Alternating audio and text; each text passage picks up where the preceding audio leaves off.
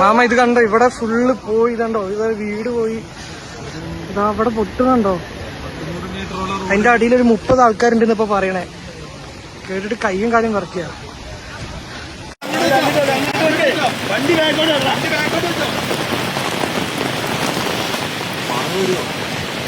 അതാ ഡേഞ്ചറാണ്.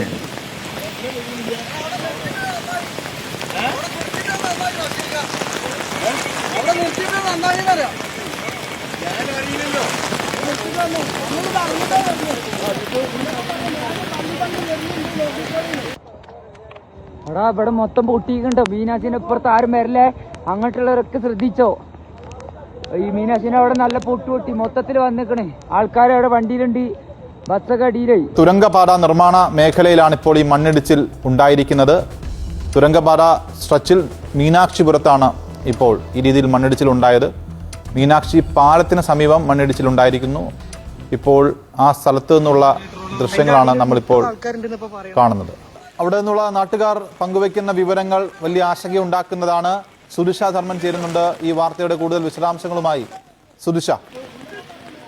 അനൂപ്, തുരങ്കപാത പദ്ധതിക്ക് സമീപമാണ് ഈ മണ്ണിടിച്ചിൽ ഉണ്ടായിട്ടുള്ളത്. തുരങ്കപാത നിർമ്മാണ മേഖലയുടെ തൊട്ടപ്പുറത്ത് തന്നെയാണ് മീനാക്ഷി പാലം ഉള്ളത്. ഈ മീനാക്ഷി പാലത്തിലേക്കാണ് അവിടെയുള്ള തൊട്ട് സൈഡിലുള്ള ഈ മലയിൽ നിന്നും മണ്ണിടിച്ചിൽ ഉണ്ടായിട്ടുള്ളത്.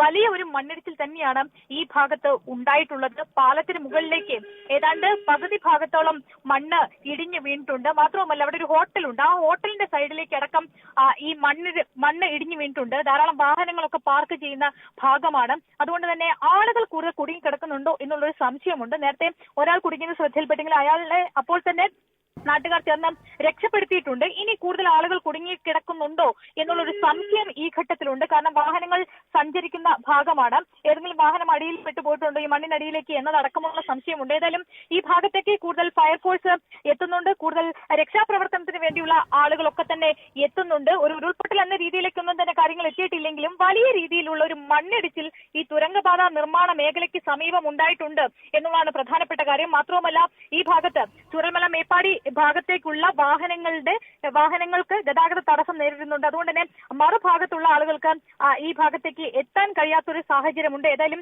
വലിയൊരു മണ്ണിടിച്ചിൽ ഈ തുരങ്കപാത നിർമ്മാണ മേഖലയ്ക്ക് സമീപം ഉണ്ടായിരിക്കുന്നു എന്നുള്ളതാണ് പ്രധാനപ്പെട്ട കാര്യം. കൂടുതൽ ഫയർഫോഴ്സ് യൂണിറ്റുകൾ അടക്കം ഇങ്ങോട്ടേക്ക് എത്തുന്നുണ്ട്. ഉടനെ തന്നെ രക്ഷാപ്രവർത്തനം ആ നിലയിൽ കൂടി പുരോഗമിക്കുമെന്നുള്ളതാണ് ഈ ഘട്ടത്തിൽ മനസ്സിലാക്കുന്നത്. ഏതായാലും നിലവിൽ കുടുങ്ങി എന്ന് കരുതിയ ഒരാളെ രക്ഷപ്പെടുത്തിയിട്ടുണ്ട്. കൂടുതൽ ആളുകൾ കുടുങ്ങിയിട്ടുണ്ടോ എന്നുള്ള പരിശോധന നടക്കുകയാണ്.